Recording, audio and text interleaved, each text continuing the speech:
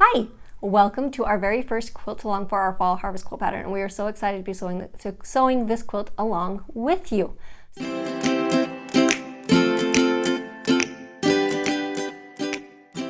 So what we're going to go ahead and do is we're going to have a few different tips and tricks and some little videos that we're going to send you throughout the next few weeks, and it's going to just give you, like I said, a couple little hints and things on how to put the pattern together. Also, when you post it, make sure that on social media, please make sure that you use the hashtag fall harvest quilt along so that we don't miss any of your posts. So the first thing we're going to be doing this week is we're really going to be focusing on cutting out fabric. And when you look at the cut list, it can seem a little intimidating. And this is probably one of the most time-consuming parts of the quilt. But once you get it all cut out, you're going to go ahead and it's going to go together really quick for you. You're going to find that the blocks during the weeks after we get it cut out are going to be fairly easy. So we're going to only focus on getting it cut out this first week. Don't worry about trying to sew anything or anything else done.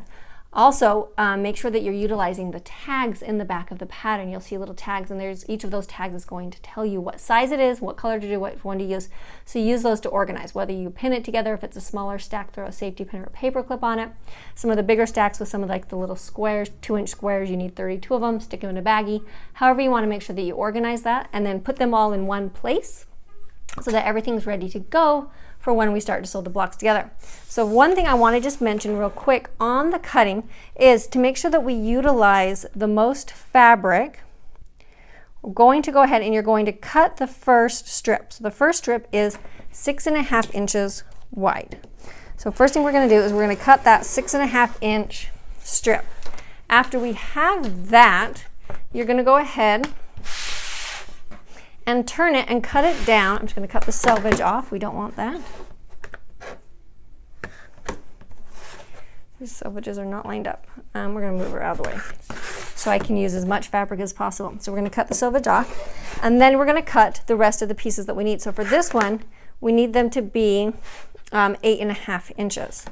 I did not grab the right ruler for this part. That's all right. We'll make it work. So I'm going to go ahead and I'm going to cut my 4 8.5 inches. My 1 8.5 inches.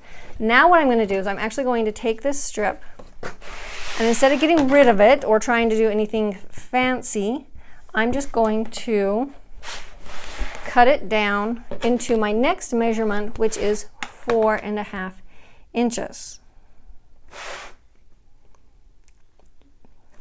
Now this is going to leave you with a 2-inch strip, but don't worry, we don't need to waste that. There are going to be other strips later on that are 2 inches that you can use it for there. Some of the strips might leave you with a little bit left over that's like 1/2 inch.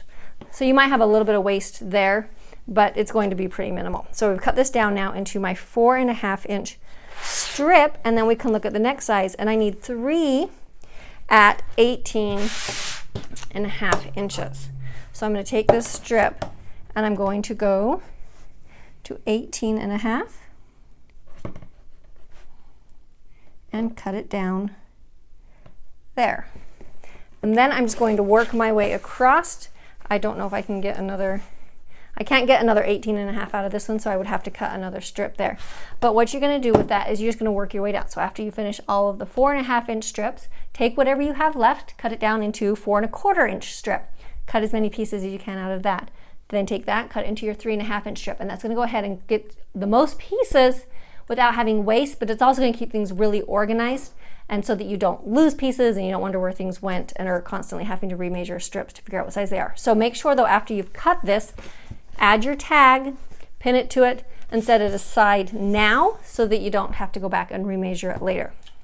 Same thing, once you get all these strips cut out, make sure you get that tag added onto it and set it aside for the actual construction. So then everything's going to be ready to go, and we will be ready to start sewing next week with our first 2 blocks. So if you have any questions at all, definitely you can send us an email, or you can let us know.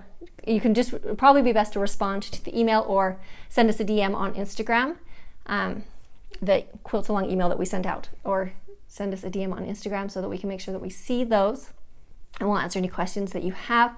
And if there's any questions that are coming up over and over, we'll make sure to address those in next week's video as well. So go ahead and grab your fabric, pull it out, and get all those pieces cut, and we'll see you next week. Bye.